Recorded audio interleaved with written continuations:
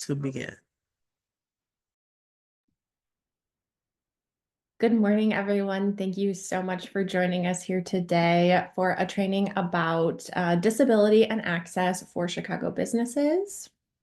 We're glad you've joined. As an access check, we're going to start by giving visual descriptions. So we do this so that regardless of whether you're dialing in, maybe not able to see us, you know who we are and what we look like. So my name is Claire Stanhope, and I am a white woman with long brown blonde hair. I'm wearing a checkered shirt, and I'm in front of a blank wall today. Every time I speak, I will identify myself afterwards, just so you know who's speaking. And we encourage you to ask questions throughout the presentation today. So if you have a question, feel free to put it in the chat or however is best for you. And there will be an opportunity to ask questions at the end as well. Thanks for joining. So to give you a little bit more background, I'm the training officer at the Mayor's Office for People with Disabilities, or MOPD. I'm an occupational therapist, so my background is working with children with disabilities to help them gain or learn skills that they maybe don't have or need to relearn. And now I'm going to pass it over to my co-presenter, Portia Seals, who will introduce herself. Good morning, everyone. My name is Portia Seals. I am an African-American woman with long black braids, wearing a gray, a brown turtleneck behind a blue blurred screen. I am a licensed social worker, just a little bit about my background, and I'm a project coordinator here at MOPD. So a little bit about what we'll cover today. We'll discuss an introduction to the Mayor's Office for People with Disabilities, or MOPD, disability in detail, covering the definitions, statistics, and language, accessibility, and the three main components. That's physical, communication, and digital. We'll explore accessible best practices and service animals, our favorite thing to cover as well. Who we are. MOPD is a City of Chicago department with a vision of making Chicago the most accessible and inclusive city in the world. Our mission is to ensure full participation and equal opportunities in all aspects of life for people with disabilities. Our goal is to inspire positive change in Chicago, and we work to ensure the rights of the disability community are equitably represented across city services, initiatives, and policies. MOPD offers a variety of programs and services. We have our Accessibility Compliance Unit, or what we so lovingly call ACU. Our ACU team completes site inspections, ensuring city businesses and building construction are following accessibility requirements. ACU also offers compliance advice, addressing any questions that businesses may have about their responsibilities as owners, employees, and consumers to protect people with disability. ACO can also complete building plan reviews for the permit approval process. ACU is a great resource for businesses and city departments alike. Our Career Center supports job seekers with disabilities, providing career readiness activities, including resume writing, practice interviews, and individual career placement counselors.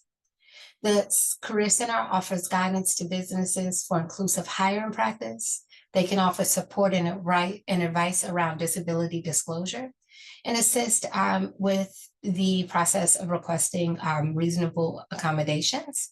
And when I say assist, just give some guidance on how do you go about that or address that in your business. Our communication access team is small but mighty. Our team provides American Sign Language interpretation for the Johnson administration's press conferences. In addition to that, they offer sign language interpretation for the City of Chicago events, such as any concerts that you may have been to or City of Chicago festivals. And a fun fact about our communications access team, City of Chicago is the only city in the nation to have a full team of ASL interpreters. So we're proud to be behind that. Our Disability Resource Unit, or our DRU team, provides resource and referrals both over the phone and in person to residents in the City of Chicago requesting information on MOPD-related services, as well as other community resources. Our Disability Resource Unit also spearheads our independent living program. And then there's the Disabled Survivors of Gun and Community Violence Project. That is the project that I work directly with under the leadership of Clarissa. We support community-based organizations that serve individuals who have acquired disabilities as a result of gun violence. Through this work, community organizations are supported in their programming and accessibility for these individuals. Our Home Mart program empowers individuals with disabilities of all ages residing in the city of Chicago by providing modifications to their homes and their apartments, increasing accessibility, and enhancing the independence of people with disabilities. Residents are not required to own the property to qualify for this. Our substance use prevention program for the deaf and hard of hearing provides support and youth education for students who are deaf or hard of hearing with the goal of substance use prevention and skill building.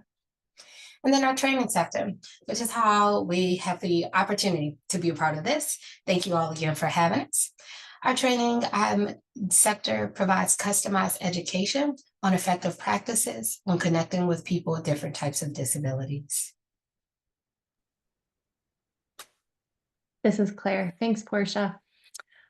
We do have two different locations. So one is City Hall, that's 121 North LaSalle. And then we also have Central West Community Center. So 2102 West Ogden, that's in the medical district. So if you'd like to stop by, learn more about our services, we encourage you to do so because we are a resource here for you and your business. Now we're going to move into a warm-up. So we're going to jump into learning about disability and access. So this is a moment for self-reflection for all of us. And so please take a moment to look at the picture on the screen, and I'll also describe it out loud for you. And think to yourself, how many individuals in this photo do you think have a disability out of 7? As a visual description, on the left is an individual with a prosthetic arm who is waving. In the middle is an individual with sunglasses, a cane, and he's got a woman on his arm maybe guiding him. And then on the right, there are 2 individuals standing behind a person in a wheelchair. And on the far right is a woman who is standing with a prosthetic leg. So I'm going to give you 5 seconds to self-reflect and think, out of 7, how many people do you think have a disability? Keep that information to yourself and we will come back to it.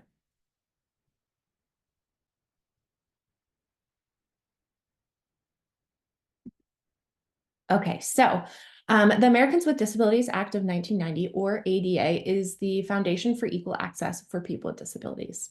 This was signed into law by President George H.W. Bush in, you guessed it, 1990. And I think we oftentimes think that this legislation has been around for a long time, but it's actually really a pretty young legislation. It's turning 35 this year, which is a huge accomplishment.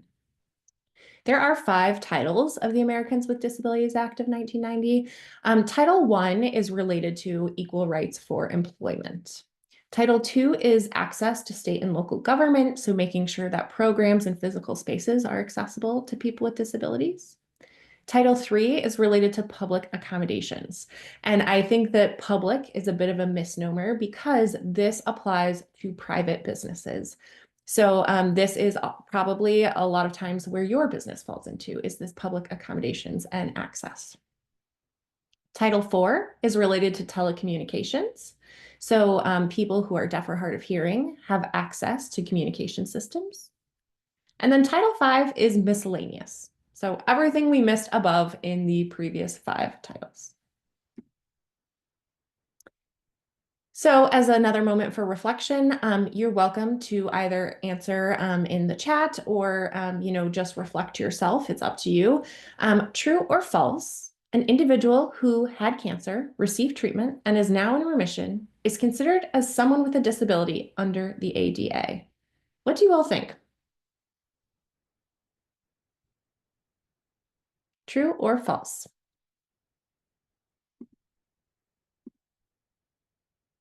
Chat disabled. You can put it in the question and answer. That's okay. I see somebody said false. False, yeah. I love to, like, you can put a question mark if you're not sure. It's totally okay to just take a guess. It's no problem. Um, yes, chat is now enabled, so you can now use the chat to answer. Somebody did say in the chat, true,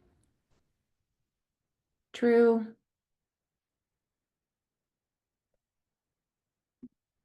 False. Okay, so we're getting a wide range of answers here, and the answer is true, which I think a lot of people find surprising. So let's talk about what disability even is. So the ADA defines disability as a physical or mental impairment that substantially limits one or more major life activities. So we typically try and stay away from this term impairment because it kind of sounds like something is wrong with someone, and that's really not what a disability is, but it is part of the legal definition. So it's a physical or mental impairment, and that can really be anything. So it could be your ability to breathe, it could be your ability to walk, it could be your digestive system, maybe a mental health condition, so a physical or mental impairment. And then it has to limit one or more major life activities. So a major life activity could include anything you need or want to be able to do to live your life. So maybe being able to go to work or have a job, care for your body or your home. So that's really that first part of that definition, and it's pretty broad. The second part of this definition defines a disability as somebody who has a history or record of such an impairment. And that's where that previous question falls into this category. So if somebody at one point did have cancer, they had a disability, and now they no longer have cancer, they're in remission, they are still protected as a person with a disability under the ADA. This also maybe if somebody has an injury, they've healed from that injury, but maybe still impacted, so they have that history or record of an impairment. The third part of this is a person who is perceived by others as having such an impairment. So this might be a physical difference that you notice about someone, maybe scarring on their face from a burn or something, and you're making an assumption that they have a disability. Or maybe you're seeing someone's behavior and you're making an assumption that they have a mental health condition. That is also protected under the ADA as having a disability. Our next question is, what percentage of individuals in Chicago report having a disability? What do you think? A, 9%, B, 16%, C, 27%, or D, 52%? Go ahead and take a guess. I see somebody put A, 9%. Someone else put 16. B, a couple C's. An A, C, a D. We're getting all of the answers here. That's great. Yeah, I'm glad you are thinking about it. Somebody said being in Chicago, likely 90%. So somebody's thinking about maybe the potential C. Yeah. So the answer is C, 27% of people. So that is about 1 in 4 adults in Chicago that have a disability. And this is actually the same rate as the United States. So you know, 1 in 4 individuals is already pretty high. And we also know that this number tends to increase as individuals age. So in individuals 65 and older, oftentimes we see about 36% of people with disabilities. But I do think it's really important to know that in Chicago specifically, our second highest group of individuals with disabilities is actually our young people, age 18 to 29. So when we think about disability, sometimes we think, oh, that's for older adults, but really it's our young working population. It's our young people who are going out and spending money in our city, not our businesses. It's our youth who's impacted by disability. So that's just good to keep in mind. Neighborhoods with the highest prevalence of disabilities include Burnside, Fuller Park, North Lawndale, and West Pullman. And that's important to know because in those communities, half of those communities report having a disability. So every other person in those communities have a disability, which is why it's really important that we're aware of the ADA and how to accommodate people who have a disability. There are also neighborhoods that are very large neighborhoods and have more people with disabilities, like Austin, Lakeview, Belmont Cragen, Uptown, and Westtown. And in some of those communities, they have almost 15,000 to 25,000 people who have reported having a disability. And that is larger than the population of some whole towns in Illinois, like Hinsdale or Kankakee. So disability is really prevalent and very common. And that's why it's also important to remember that people can have invisible disabilities. So, an invisible disability is when you're looking at someone and you would not know that they have a disability just from looking at them. And 20% of adults in the US report having at least one invisible disability. So, this is really important because we could be interacting with a person with a disability at any time without knowing it. And I think oftentimes we want to say, oh no, I would know if I were interacting with a person with a disability. I'd never say something insensitive to them, but we never really know if we are interacting with a person with a disability. So some invisible examples include autism, a mental health condition, maybe diabetes, being blind or low vision sometimes, being deaf or hard of hearing, and other conditions. So that brings us back to this warm up that I had us all do.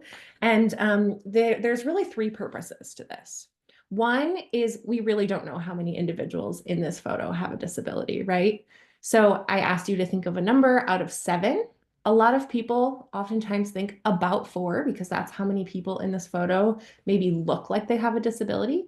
But as we saw in the last slide, we actually really don't know how many people have a disability because disability can be invisible. And disability also varies in definition. So we use the ADA to define disability, but there's also a more medical definition of disability or a self-identity of disability. So we really just don't know.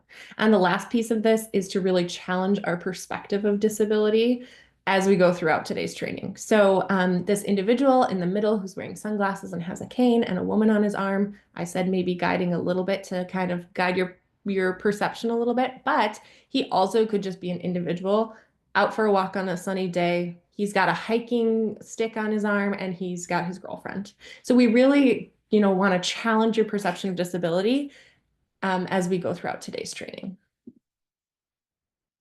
When we're talking about disability, we want everybody to feel comfortable having the conversation. And there are really 2 respectful ways to talk about disability. So the first way is person first language. And that's a person with a disability. So you're putting the person before the disability. If you're not sure how somebody self-identifies, this is a really good first approach. So where's the accessible entrance for my friend who has a mobility disability? Or we hired an American Sign Language interpreter for the basketball player who is deaf. So the person comes before the disability. In the second example, though, it's actually also respectful to talk about people as identity first language. And this has changed. We used to say, oh, person first language is best practice, putting the person first. But the feedback we've gotten from the disability community is that no, being disabled is part of my identity. It's part of who I am. I'm a disabled person. And so that's identity first language. This is very prevalent in the autism community. So autistic individuals will oftentimes identify this way. So an example would be, I have an autistic daughter, or I am a disabled artist. So putting that identity with the person. Because disability, not a bad word. Disabled, not a bad word. So it's okay to use these terms when talking about disability. Oftentimes, we know that people try to avoid talking about disability by using other terms like differently abled or special needs. But this can really add stigma when we're avoiding saying disability or disabled. So it's okay to just say, hey, my grandson, he has a disability. Or my dear friend who is disabled is bringing her service animal today. So we encourage you to use the term disability and disabled when we're talking about disability. The other thing that we sometimes aren't sure how to talk about is resources for people with disabilities. And we oftentimes use the term handicap. Handicap is actually a derogatory term, which every time we give this training, people are shocked to learn. And I totally understand it because it's part of our social norm to talk about handicap. But this is a derogatory term that quite literally means less than. And so when we're talking about resources for people with disabilities, or we're talking about people with disabilities as handicap, we're actually calling them less than. And we all grew up saying this, so this is not like a judgment on anybody. I know that I grew up saying handicap. I had no idea. And so now that we know better, we can do better, and it's okay to make a mistake. If you accidentally say handicap, we're not like going to come at you with the police for saying the wrong term. That's not our intention. It's just more to raise awareness about the term. And so a good way to swap this out in your language is to instead use the term accessible. So an accessible parking space or an accessible bathroom stall is a better way of talking about resources for people with disabilities. And now I'm going to pass it over to Portia, who's going to talk more about accessibility. This is Portia speaking. Accessibility refers to the design of products, devices, services, or environments to be available and usable by everyone, however they encounter it. It benefits everyone to ensure that all people, regardless of their ability, can interact with the same information, services, or activities that your organization or business provides. It's also important because it's a law under ADA. But accessibility, again, refers to the design of a product, device, your business service, or your business environment to be available and usable by everyone, however they encounter it. This is an example of equality, accommodation, and accessibility, terms that we hear often, but definitely are defined very different. When we look at equality, that's ensuring that all people have access to the resource that your business is offering. Everyone has access to your paper bags. Accommodation is ensuring, again, with our definition, that everyone has access to your resource, but in a way that removes all barriers from them to access your resource. For example, our grocery bags again. If you have our grocery bags in an area where someone who's short, like me, 5'1", can grab a bag, someone who's tall like Claire can grab a bag. Everyone is able to do that without me requiring a chair or a lift to get your bag. Everyone can access it. Accessibility is the design of a service to be available and usable by everyone, however they encounter it. So different than accommodation, I don't have to go to the manager and say, hey, can you ensure that I could grab this bag because I'm 5'1"? I can just access the bag. It's usable however I encounter it without me disclosing something that could be a potential barrier to me accessing your resource. This comic strip is another example of accessibility. The comic strip says, could you please shuffle the ramp? Another individual says, all of the other kids are waiting to use the stairs. When I get through shoveling the ramp off, then I'll clear the ramp for you. Well, someone says, hey, but if you shovel the ramp, we all can get in. So that's an example of accessibility. Everyone can use a ramp. I've been guilty of using a ramp over stairs plenty of times. So when we look at types of accessibility, we cover three primary areas: our physical, communication, and digital. Physical accessibility is how we interact with our built environment and tools. Communication access is how information is shared and received. And digital access is how we interact in digital spaces, such as the internet or in social media. So another question, audio pedestrian signals are an example of which kind of accessibility? Physical, communication, or digital? Audible pedestrian signals are the signals at a crosswalk that you press and they say, wait. And then when it's time to cross the street, they make a sound for you to cross the street. So that's what an audible pedestrian signal is. We have a few folks in the chat. Communication, communication, all, okay. Communication. All right. Pink, communication, okay. A and B.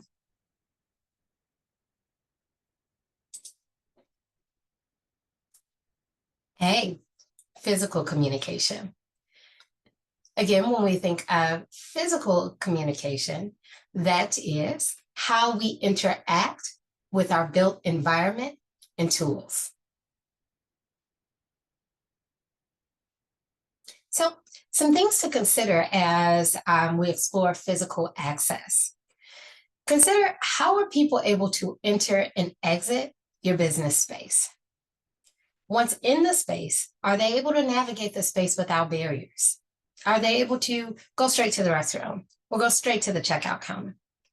Can they utilize all features, including water fountains, bathrooms? This is so old school, but if you have a community phone or landline, are all individuals able to access the furniture in the space, such as tables, countertop, seating? I'm specifically thinking of like nice fancy waiting room areas. Is there flexibility in how your space can be used? Some examples, as Claire mentioned, is the audible pedestrian signals.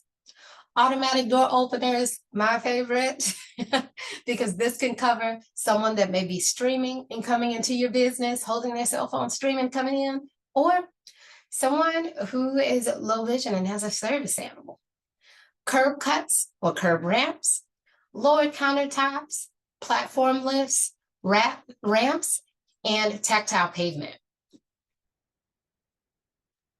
Tactile pavement are those bumps at the end of a curb cut that you see around the city of Chicago. So if you've wondered like what the purpose of that is, it's to signal that the end of a curb is coming for someone who is blind or low vision. Question: captions are an example of which kind of accessibility? Physical, communication, or digital?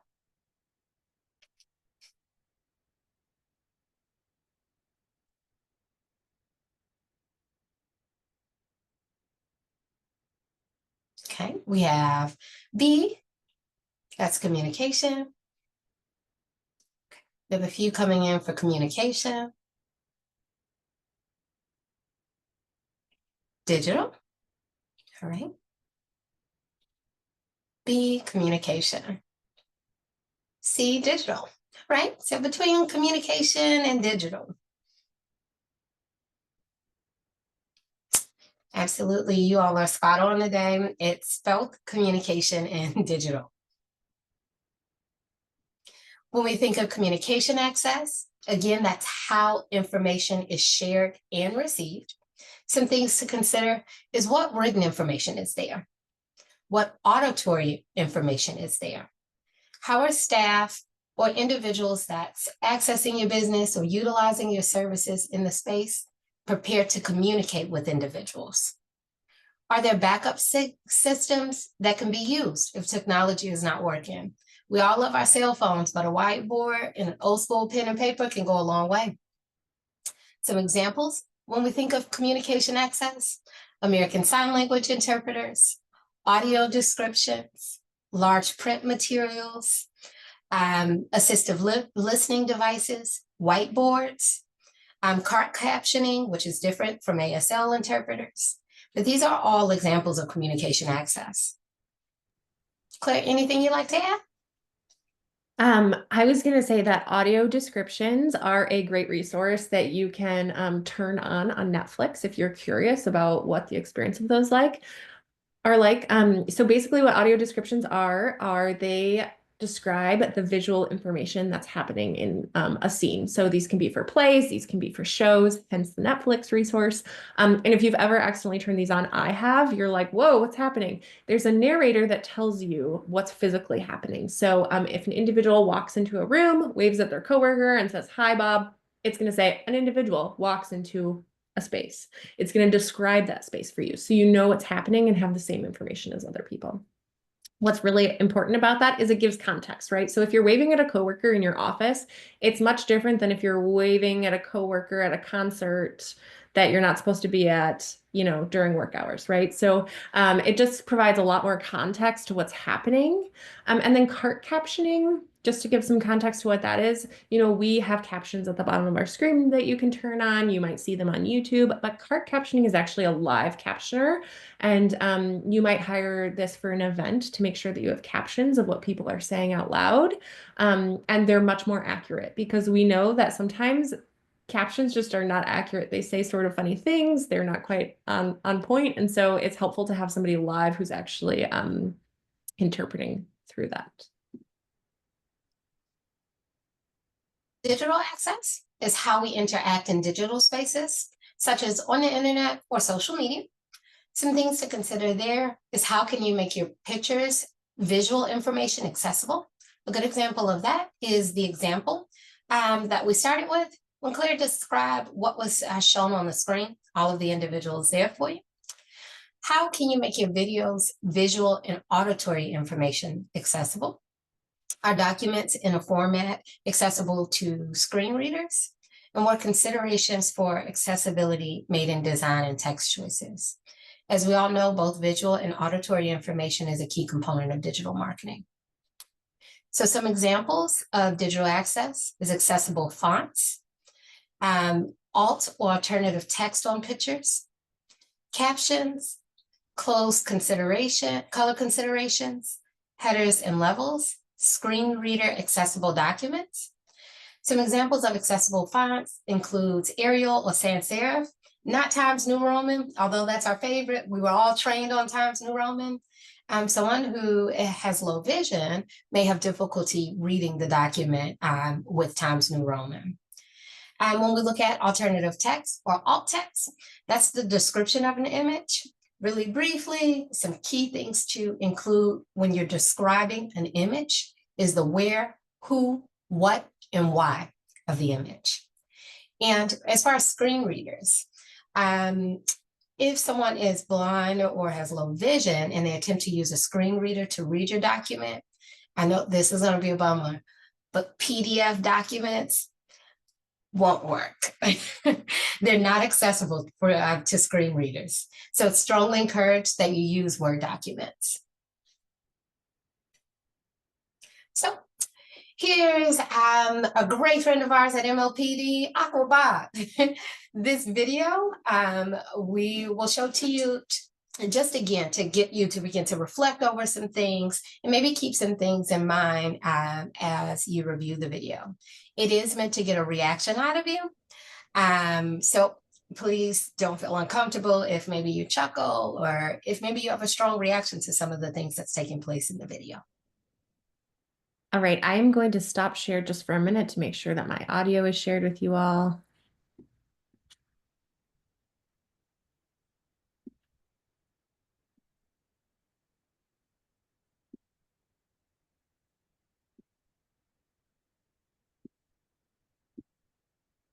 Great. Portia, if you can give me a thumbs up as I play the video to make sure that everyone is able to hear. Okay.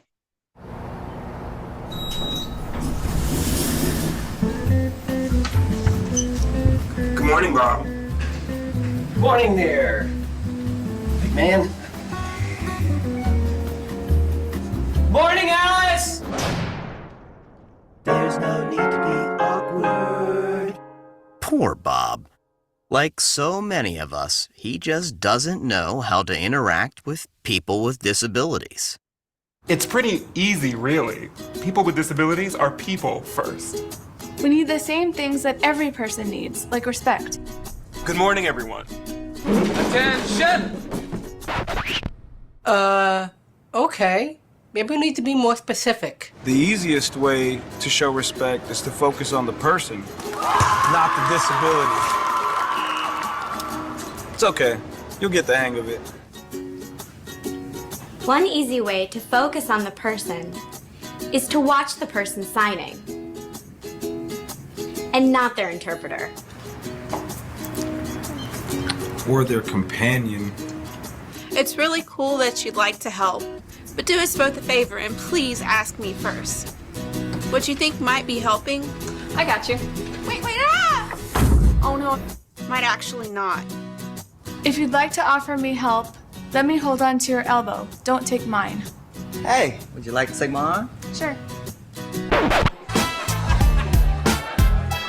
Assistive devices help us to live our lives. They're really important and really personal.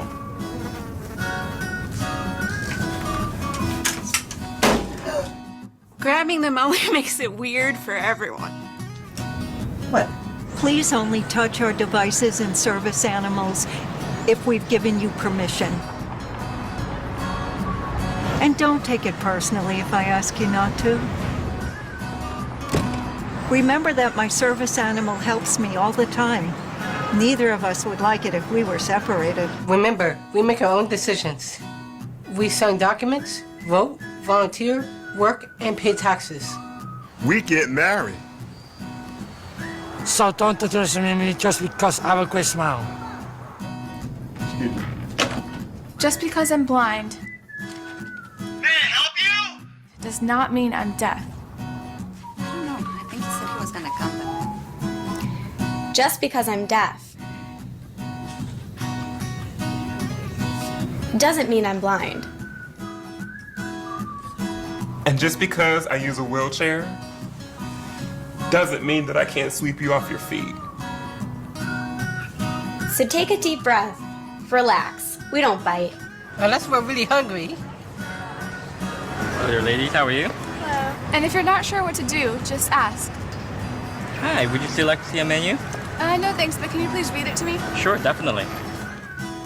Just treat us the way you would want to be treated, and we'll all be okay.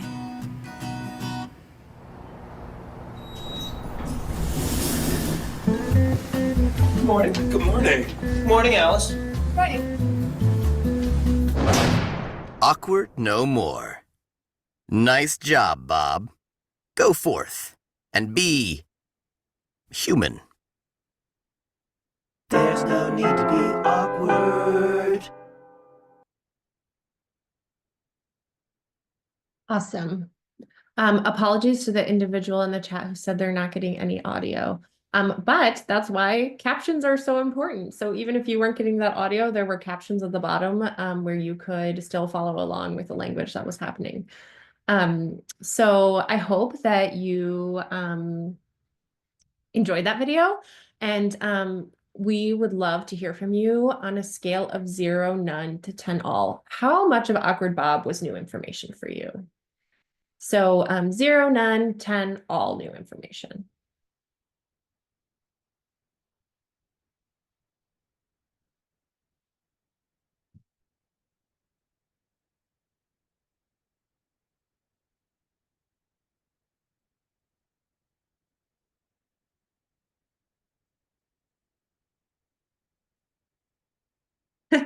Somebody put in the chat, don't be Michael Scott from The Office. And I think I do love The Office, but I think that's very good advice. As people who own businesses or work in an office, I would never recommend being Michael Scott, though I do love him. Okay, we're getting kind of a variety of answers. So it seems like, some of you have a lot of experience with disability, and that's great because we all come from different backgrounds. So some people may have lived experience with disabilities. Some people did say half of this information, and that's to be expected, right? Like we may know some things, but then we see different types of disabilities we've never seen before, or different points of access we've never seen before. And then for some people, this was totally new information. And we like to show that video because when you see it happening in real life, it kind of puts into context some of the things that we're going to be talking about. So some overall lessons that we can take away from Awkward Bob. One is to never assume an individual with a disability requires assistance. So in the video, we saw that individual, she has a mobility device. She's using crutches. She's opening a door by herself. She's got her weight against the door, and the door's opening kind of slowly, which is good for her because she's using her weight in the door to open that door for herself. And the person comes up and says, "Let me help you," and opens the door, and she falls through. That's one of my favorite parts of the video because it shows we all have good intention, right? We're never trying to hurt someone by helping them, but sometimes we are so eager to help that we do the wrong thing. So if somebody looks like they might need help, just like you would any other person, ask them, would you like help? I think it's helpful to think about too, like in the context of like, if I were carrying a huge stack of boxes into work and I am struggling, I look like I'm struggling, and Portia comes up and says, "Let me help you," and takes all of the boxes, and I'm not prepared for that, I might drop all of my boxes because I wasn't ready for that. So just asking like, would you like help, can be really helpful beforehand. And then allowing the individual to tell you specifically what they need or how you best help them. So if that woman had gone up to the individual who was using a mobility device, had all her weight against the door. And she said, "Hey, can I help you?" And the woman said yes, and then she opened the door, she still would have fallen. But if she said yes, and the woman said, "How can I help you?" And she said, "Can you turn on the light in the room when I get there?" That's different, right? So just keeping in mind the context of that and how the individual might need help. And then never touch someone unless they specifically ask you to physically assist them. And you're thinking to yourself, like, Claire, I would never touch somebody. That is so weird. But I will just say it's out of good intent, and I've seen it happen time and time again. So an example of where I've seen this before is if an individual is blind or low vision and they maybe ask you like, "Hey, where is your bathroom?" You might grab them by the arm and say, "Oh, it's over here. Let me show you." It's out of like the kindness of your heart. But if I'm blind or low vision and I don't know that you're about to touch me, that is a very alarming experience for me, right? You're just trying to help me, but it's I don't expect you to come and grab me by my arm, right? So just keeping in mind, not touching people unless they say, "Hey, yeah, can you guide me to the bathroom?" And we'll talk about the proper way to guide someone in a bit. So we're going to talk about how to serve customers with disabilities in your businesses. Please feel free to ask more specific questions if you have them in the chat, and we can address those at the end or as we go. So there are 4 disability categories that we're going to touch on. So there's physical or mobility disabilities, sensory disabilities, intellectual or developmental disabilities, and emotional or behavioral disabilities. So as we go through each disability category, we're going to give you a definition of that, some examples of what that might look like, and then we'll talk about some best practices so that you feel comfortable serving people with disabilities in your business.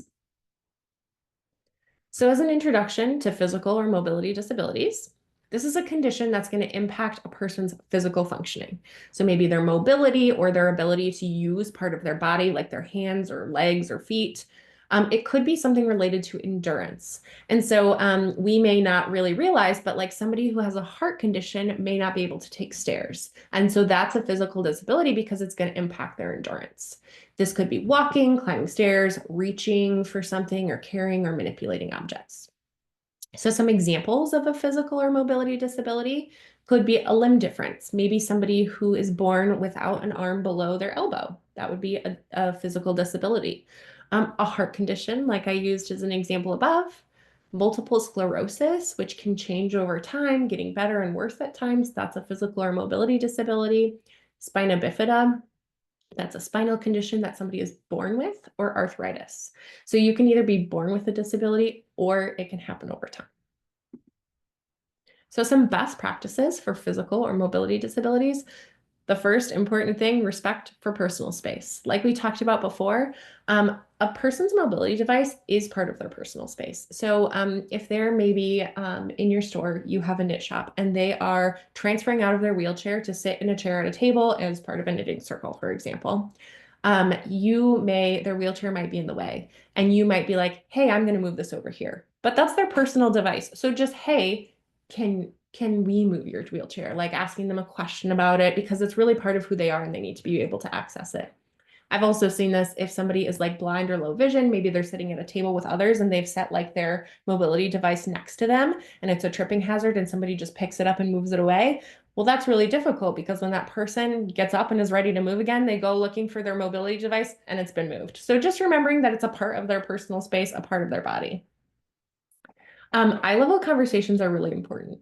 And so speaking directly with an individual and not their companion.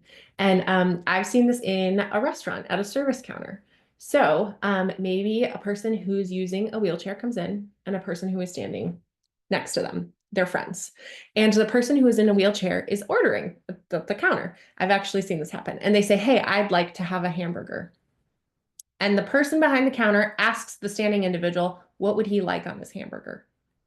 You can just ask the person. They're right there. "Hey, what do you want on your hamburger?" Right? Like talk to the person who has a disability if they're the one talking to you and not their companion.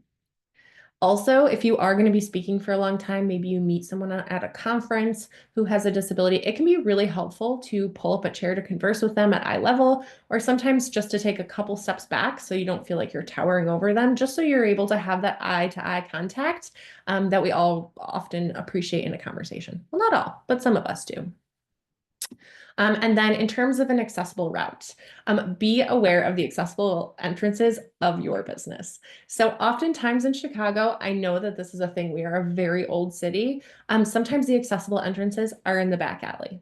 So it's really important to know, where is the accessible entrance? Where can people with disabilities enter my business? If they come to the front and they can't enter there, it's important to be able to direct them to where they can enter. I've also seen this, like, one time a business, totally okay, because you got to work with what you have, but they had to go down to the basement to get a metal ramp to unfold it for somebody to enter their business. That's really helpful for employees to know, because they might be in that situation where they need to know how to react in that situation. So that's where training can be really important. Knowing where your accessible bathrooms are, if you have parking spaces. It's the city of Chicago, we might not, but maybe just knowing where the public transportation is and if it's accessible, and where to direct someone if they need it. Also, we see this sometimes in like stores. You might have to move some furniture to be a little bit more accessible. So if you have shelves with your products on them, they're all really close together. Somebody with a disability may not be able to get through your shelves or turn around once they get to the end of the shelf and turn back. So just be prepared that somebody may ask you, hey, could you please just widen this space for me so I'm able to get through. The next category is sensory disabilities. And so this is a condition, you guessed it, that impacts a person's sensory functioning. So that could be something like sight. It can be hearing or smell, taste, touch, or spatial awareness. I think we see smell, taste a lot less frequently, or touch. But, we might see this temporarily for somebody who has had COVID, maybe, that can impact your smell or taste. In terms of like touch, we might see that with somebody who's had a stroke. Maybe they're not aware of their body and space, or they don't have touch as much. So just being aware of the different types of sensory disabilities. The common ones that we do think of a lot more often are people who are deaf or hard of hearing or have hearing loss, people who are blind or low vision. And then, I think we also forget that there are other kinds of vision disabilities as well. So people who are colorblind, for example, that is a sensory disability. I'm just going to check the chat for comments. I see that somebody said that their son has a sensory disability. Yes. I'm wondering if maybe your son works with an OT, an occupational therapist like I am. And then somebody else said, my sister's blind and she wants to know what kind of help she can get in order to have her own business, because she has applied for a job for a long time and most businesses don't have the proper resources for blind people. So now she wants to know what types of programs MOPD has. That is great. And I would love to address that at the end of our presentation, Carmen. So I'm going to hold on to that and we can talk about it when we get to the end and have time for questions. Okay, so people who have sensory disabilities have a variety of different needs. So being deaf or hard of hearing. You'll notice I put deaf in there twice and you're like, typo or not? So the capital D in deaf is to represent deaf culture.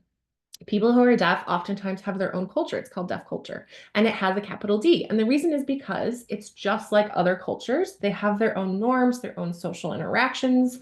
And so it is its own culture.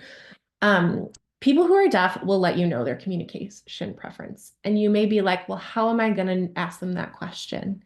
And we all have these magical devices in our pockets that are phones that you can pull out and use your notes app. Communicating in written language is a great way to communicate with somebody if you're not sure how to communicate with them verbally out loud.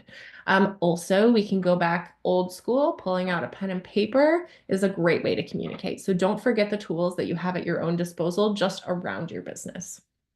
Some people who are deaf or hard of hearing may prefer to speak. And so that may be a preference. They may not even disclose to you that they're deaf or hard of hearing because they just speak back and forth with you, or lip reading. So our commissioner is deaf. Oftentimes she'll say, oh no, I prefer to lip read. And that's totally her choice. If someone tells you they prefer to lip read, that's totally okay. Then that's how you communicate with them. But I will just caution, a lot of times when people say, oh, I'm deaf, then the hearing person will say back, oh, do you read lips? And that can be a really tricky question because not all people with hearing loss can read lips. And only 30 to 35% of English is visible on your lips. And so that's why, like saying the word olive, it looks the same as I love. it's hard to tell the difference when you're lip reading. And so if you're communicating with someone and they tell you that lip reading is not their preference, they may be only getting 30 to 35% of the information. And if you're then going to give somebody a test on 30 to 35% of information, you're going to fail that test. So just keep in mind that there are many ways to communicate. And using sign language is also one of those. So we'll talk about what to do with a sign language interpreter on the next slide. It can also be really helpful to have your mouth or face visible when you're communicating with people. I imagine that this presentation would be a lot different if Portia and I didn't have our cameras on. You wouldn't really be able to see how our faces are reacting because faces communicate a lot of information. And some people who are using auditory and lip reading and other forms of communication, it can really aid with that communication. So if somebody does come in, they're deaf and your face is maybe covered, you might have like a mask on, or maybe you're eating and you're covering your mouth like this. They may say, hey, do you feel comfortable just like pulling down your mask and stepping away so that I can communicate with you, so that that facial expression is more visible. You know, everybody has the right to say like, no, I'm not comfortable with that. That's another option, but just, you know, making sure that there's that conversation that happens. If somebody is using an American Sign Language interpreter, if you've ever had this experience or you might have this experience in the future, it's important to communicate directly with the individual who's deaf. So avoid talking to the American Sign Language interpreter and saying, hey, tell him blah, blah, blah. Tell them blah, blah, blah. You can just talk directly to the person like you would anyone else. So American Sign Language interpreters, they're really highly skilled. They are licensed and certified in the state of Illinois. So they will pick up your conversation and they'll interpret that for them. If you, as a business, are hosting a presentation, a program, or maybe an event, and you get a request to have an American Sign Language interpreter, it's really helpful to prep that interpreter in advance so they know what to expect. And part of that is because there's not necessarily an American Sign Language sign for every English word. So sometimes they have to figure out how to explain concepts that maybe aren't one-to-one translation. And also it gives them background for what's going to happen. So if you're talking about a person, Rose, or you're talking about the flower, Rose, that's going to be communicated differently in sign language. So it's helpful for them to have that information ahead of time. It's also helpful if you reserve seating for people who are deaf and their guests in the line of sight of the interpreter. So maybe you're having like a poetry night. Somebody's request an American Sign Language interpreter. It's helpful to have the person who's speaking in the middle and the American Sign Language interpreter right next to them. Otherwise, you get, if anybody's a tennis fan here, you get that ping pong effect where you're this way, and then this way, and this way, and then this way. And your guests who are deaf, their necks are going to hurt, but also they're not going to be getting as much information because of the back and forth. If a meeting is longer than an hour or it has really complex terminology, we run into this as the government. Obviously, we have a lot of complex terminology. It's really helpful to have 2 American Sign Language interpreters, and they switch every 15 to 20 minutes for the accuracy and efficacy of the message. For people who are blind or low vision, when you're speaking, it's helpful to identify yourself and your role so they know your voice and why you're there. If you see the same person who's blind or low vision in the same context every day, you don't have to do that every day. So if you work with someone who's blind or low vision and you're seeing them at work and you say, hey, they're going to know, oh yeah, Claire's saying hey to me. She says it every day. But if I walk by the office and say, hi, this is Claire, every single day, it's like, okay, yes, I know it's you. I see you every day. But if you see somebody who's blind or low vision who you normally see at work at the grocery store, for example, you may say, hey, this is Claire, because it's out of context, you know, so it's just helpful in that way. And also if you're assisting somebody who doesn't know you. I used that example earlier of physically assisting someone. Wayfinding is a way of physical assistance that's very respectful for the person who's blind or low vision. So basically what this is you hold out your elbow and you offer it to them and you say, hey, my elbow's right in front of you. And they'll hold onto your elbow and you'll walk with them and provide verbal directions. Hey, we're going to turn left right here. Hey, we're going to go right. 3 steps in front of you is the bathroom. And those verbal directions can be really helpful because if it's someone who frequently comes to your business, they may be able to navigate independently next time. Portia shared with us about accessible written materials when we talked about digital accessibility. So having alternative formats for your electronic communication. So if you have an event that you're promoting with a flyer, oftentimes we do PDF, which is great, especially for the design element, but you may also consider having a Word document with that same information so that people who are using screen readers upon request can get that. It's also helpful to use accessible print. So that's size 18 to 24. That's sans serif, so without the little curly cues. Get rid of that Times New Roman. And then high contrast. So that's like black on white. And that's helpful because people who have low vision, sometimes they are able to see things. If it's an inaccessible font, they can read it independently.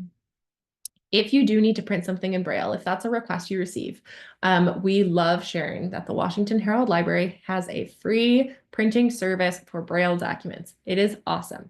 We have used it before ourselves. They're super kind there and they're pretty fast with their turnaround. So if you do get a request for that, that can be a good free resource for you. And then some people, if you are assisting someone in maybe filling out an application or a document, it can be helpful to read that aloud as needed. Okay, I'm just going to take a minute to take a look at the chat. Somebody said PDFs can be made accessible. Is that not recommended? The thing is yes, you can make your PDF accessible. And if you're able to do so, that's great. So it's an extra layer, an extra step that you have to do to make your PDF accessible. There is a free plugin to Adobe that can do this. Letitia, I hope I said your name right. You know, not everybody has the tech skills to do that. And so oftentimes they don't always know how to make it fully accessible. So that's why we typically don't recommend that. But if you know how to make your PDFs accessible, yeah, that's a great option to be able to do that. Yeah, thank you for mentioning that because that is good for people to know that you can make your PDFs accessible. I also see that someone says, is it required for big businesses such as McDonald's to have accessible entry? If they don't, should that be reported? That's a great question. I'm also going to save this for the end so that we have some time for discussion. All right, Portia, take it away. All right, this is Portia speaking. As an introduction to intellectual or developmental disabilities, intellectual or developmental disabilities are defined as conditions that impacts a person's physical, learning, language, or behavioral development. They typically last throughout a person's lifetime.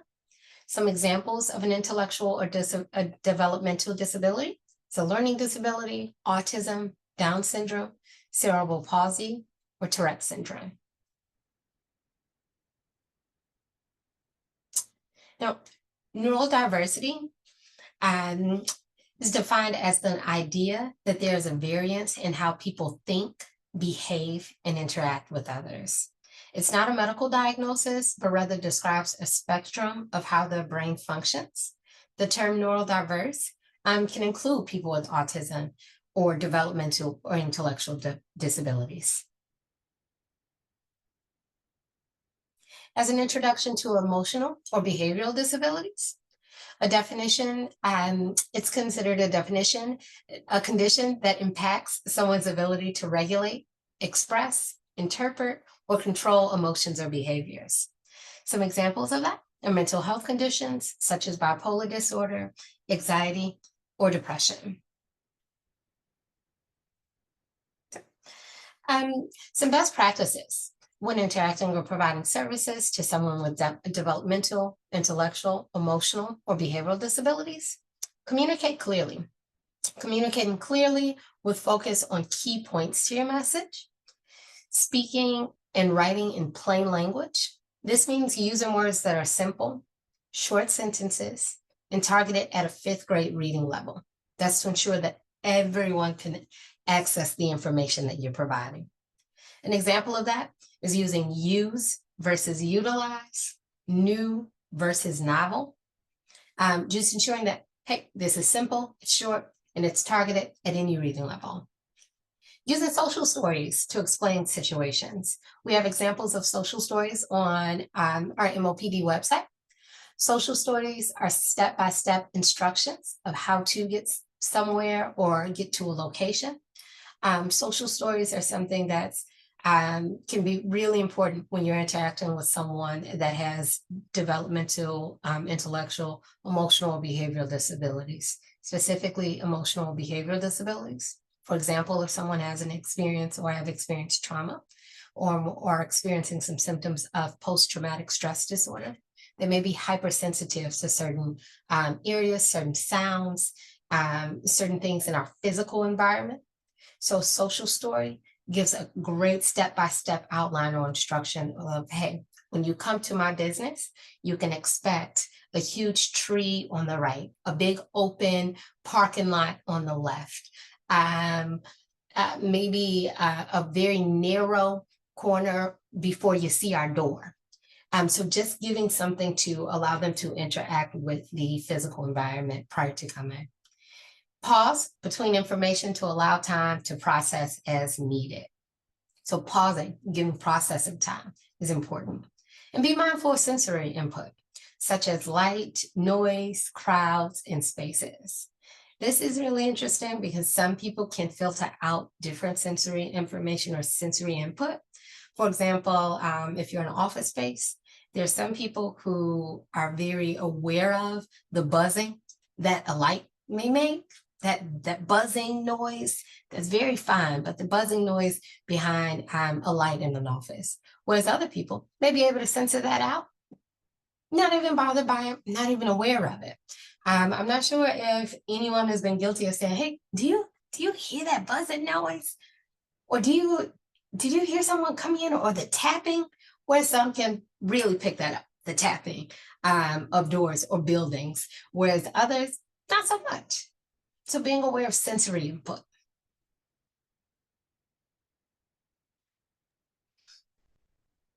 This is Claire.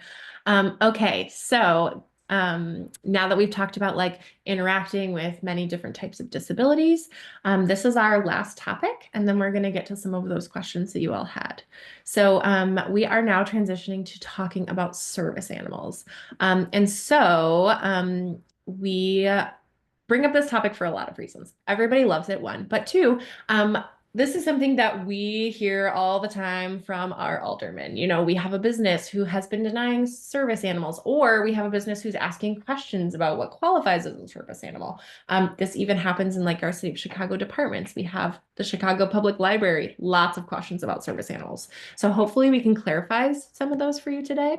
And so we're kicking it off with this question. According to the ADA, what is the only other animal that can be a service animal in addition to dogs? Let me know what you think in the chat. Somebody said miniature horses. Oh, A, miniature horses. I should have read the examples out loud. B, pigs. C, ferret. Or D, parrot. What do you all think? Go ahead and feel comfortable taking a guess in the chat.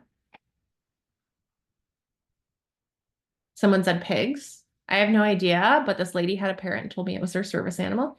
We hear that a lot where somebody's like, here's my service animal. We've got some more pigs. Pigs are very intelligent animals.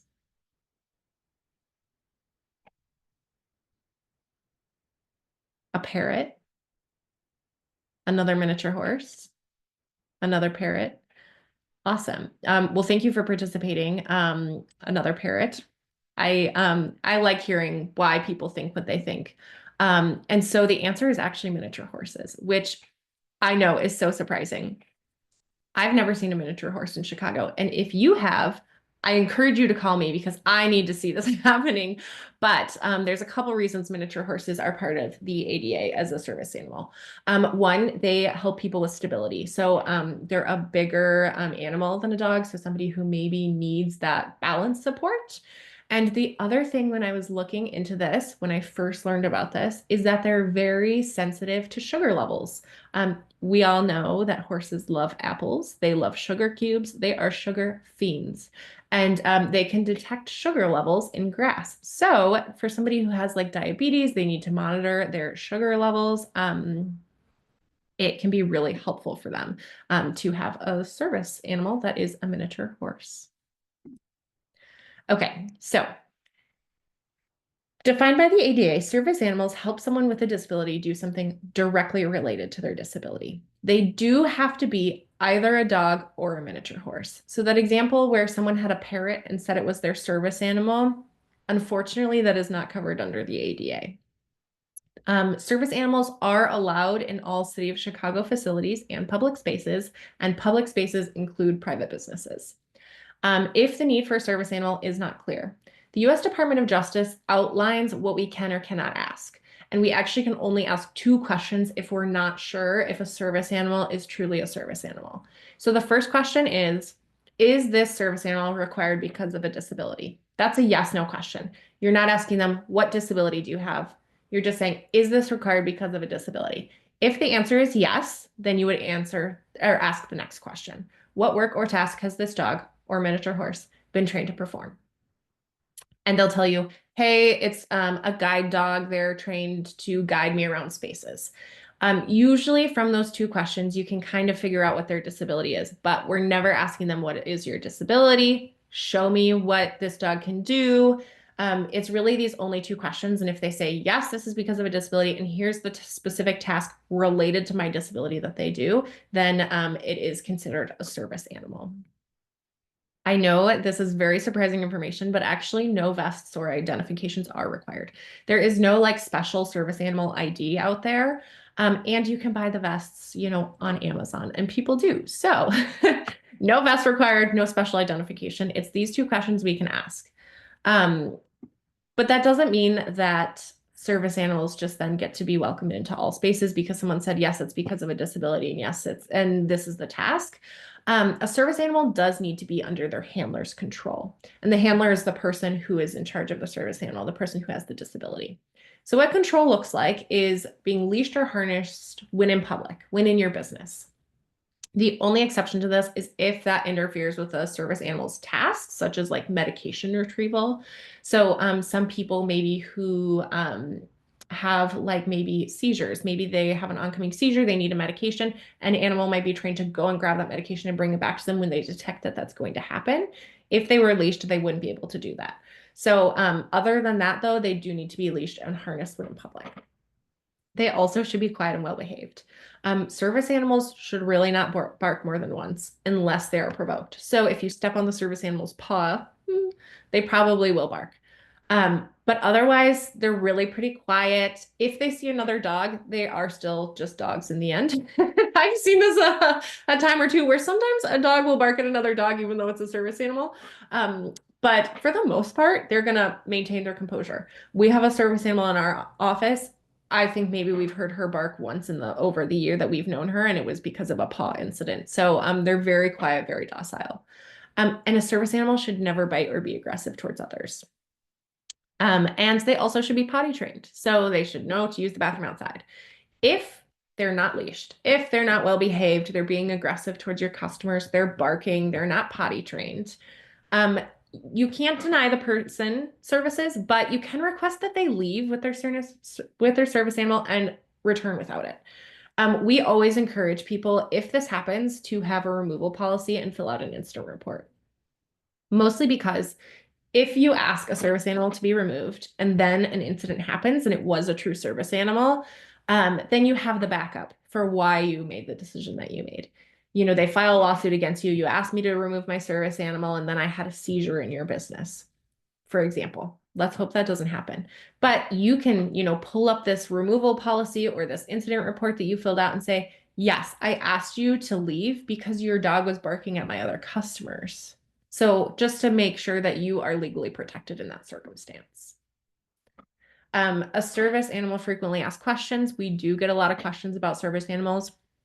I encourage you to ask some if you have them on the forefront of your mind today. Can I pet a service animal while they are working? The answer is no. Service animals need to be focused so that they can perform the task that they are trained to do. Even when a service animal looks like it is sleeping and not paying attention, sometimes my coworker who was a service animal will come and present with me in person, and that service animal will just sleep at her feet the whole time.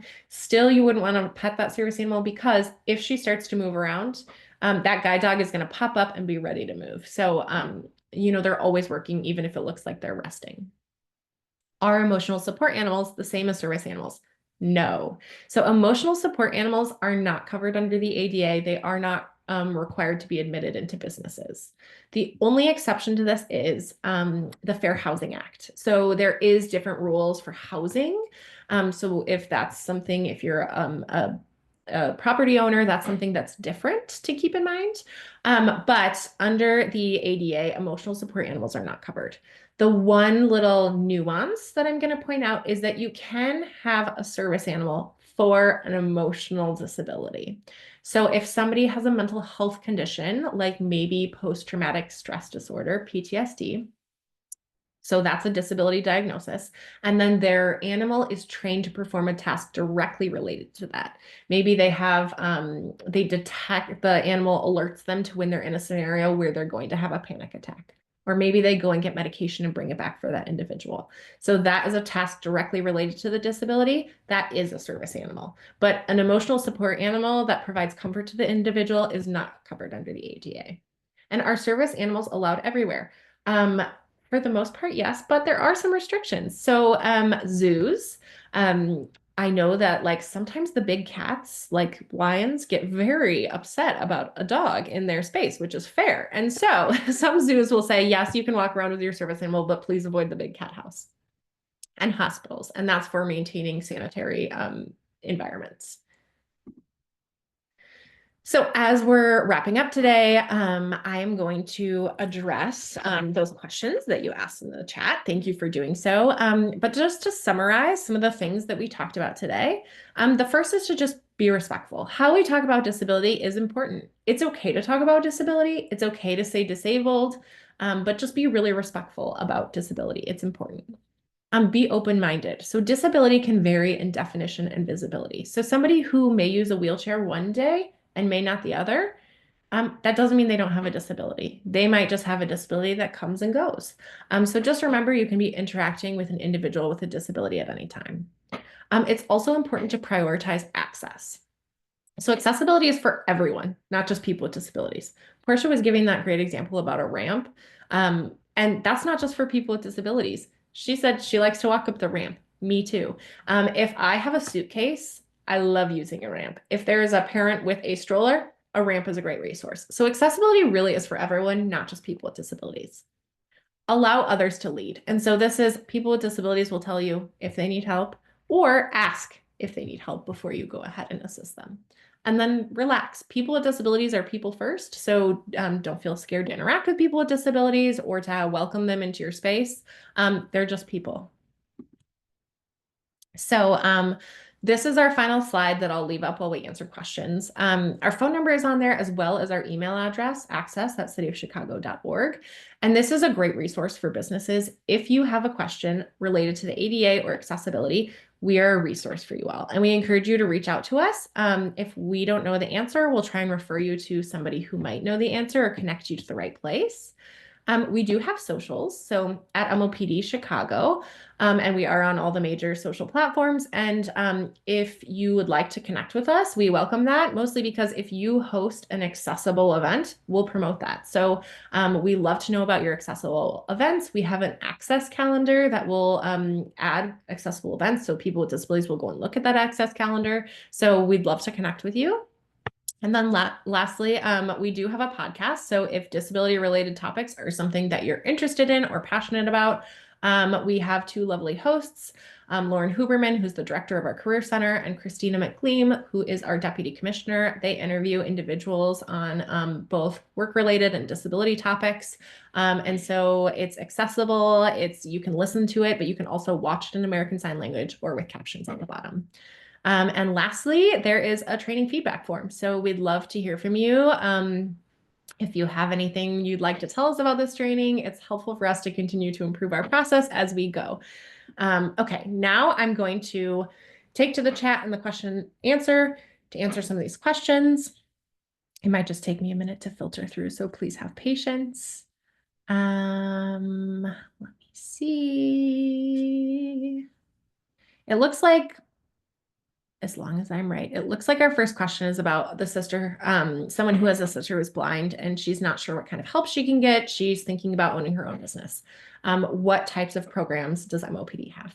The first that I would recommend is our Career Center. So we have 4 career placement counselors that can help this individual find employment. And we also work with employers who promote accessibility. So we oftentimes know people who are going to be able to accommodate your sister. But then also, you know, we also help people advocate for themselves. So figuring out what accommodation she might need. So that's my first recommendation. And as part of that, their BACP, who we are partnering with today to host this webinar, does have a business enterprise for people with disabilities certification for business owners with disabilities. So that's also something that your sister could look into. Somebody said, is it required for big businesses such as McDonald's to have an accessible entry? If they don't, should that be reported? You know, we can't really tell you if something should be reported or not, but if somebody with a disability does need access to a business and they're not able to gain access, they could report that business for not allowing them to follow the ADA. My first recommendation is to reach out to the business because oftentimes businesses aren't even aware that they're not accessible, or they may have an accessible entrance that you're not aware of. So sometimes it's helpful to contact that business and say, hey, I'm using this location of your business and it's not accessible to me for X, Y, and Z reasons. And this is the accommodation I would need to be able to access. They may say, no problem, we'll take care of that. If they don't say no problem, we'll take care of that. That's when you can reach out to us and we can kind of collaborate with you to figure that out a little bit more. Somebody asked what website for social stories. If you go to the Mayor's Office for People with Disabilities website and type in like MOPD social stories, some examples will pop up for you. You can also Google social stories. It's oftentimes just like pictures with little blurbs about what to expect in a scenario. But we're also happy to help you write one for your business. So again, you can use that access at cityofchicago.org and we can guide you through what that would look like. This is more of just a comment. Someone was saying that their daughter struggles with noise, especially people chewing. Very interesting. Totally, because we filter out different information. Somebody also was saying that somebody had a parrot and it was their service animal. May have been more of an emotional support animal. This is Portia speaking. This is a great question, Claire. Do you offer ASL classes? Yes, I'm coming down to the bottom. I'm scrolling all the way down. What a great question. We get asked that question a lot. So we do not at this time offer public American Sign Language classes. We do have 2 individuals who have developed an ASL class that they are teaching to our MOPD staff, kind of just to figure that out, what that looks like. And we hope to offer those to the public in the future. So if we do, you'll find out about it on our social media. So if you want to connect with us, we would love to connect with you. The other thing is Chicago Hearing Society, CHS. They offer American Sign Language classes. And that's where I took my American Sign Language classes, and I found it immensely helpful. They were a great resource. So I encourage you to check into that if you're interested. Someone said, sorry if I missed it, but where can I find state and city guides regarding accessibility guidelines for public spaces? So the Americans with Disabilities Act is actually a federal guideline. So it's going to be, that is going to be the guideline is the ADA.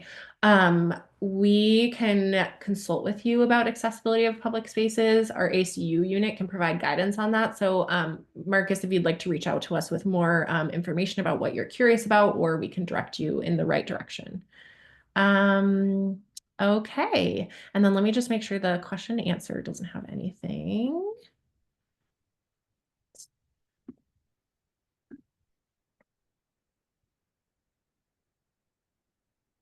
Okay, someone said, I may have missed this information. If a person has Crohn's or other digestive issues, is that considered a disability? How does this disability impact student needs at schools?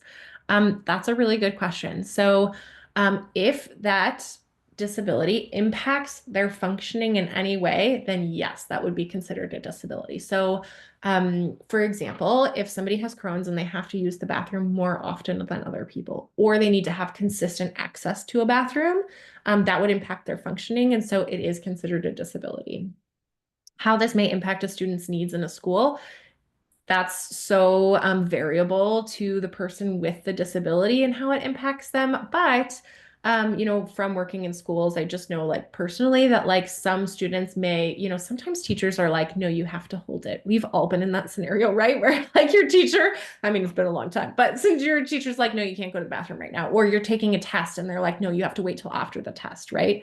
It may be that that student has to say like, hey, I need a reasonable accommodation. I need to go to the bathroom whenever I request to go to the bathroom, and they're allowed to do that. That would be a totally reasonable accommodation in that circumstance.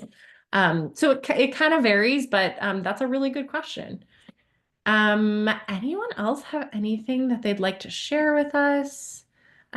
Questions?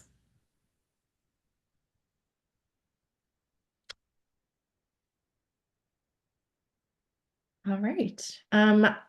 Portia and I will stick around for a few more minutes if anyone else does put any more questions in the chat that they'd like to ask us.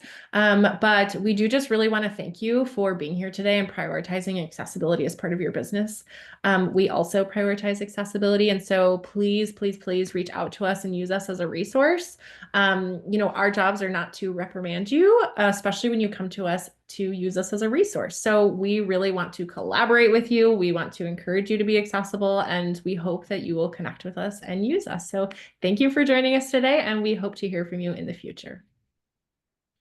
Thank you all for the great comments.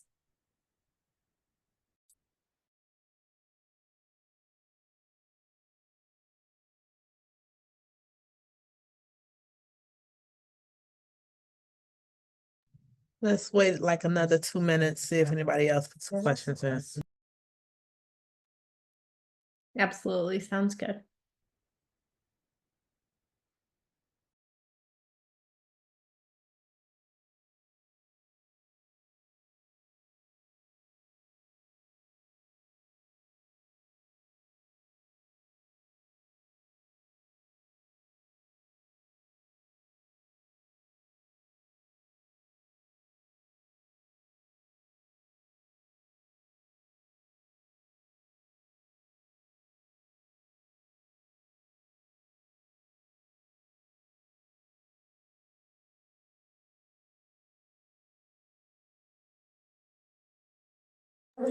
Well, thank you to today's presenters. If you are a part of the BACP Entrepreneur Certificate Program, your account will automatically reflect your attendance for joining today. Today's webinar was recorded and will be available on our YouTube channel at youtube.com/Chicago BACP. Again, thank you to today's presenter and have a great weekend.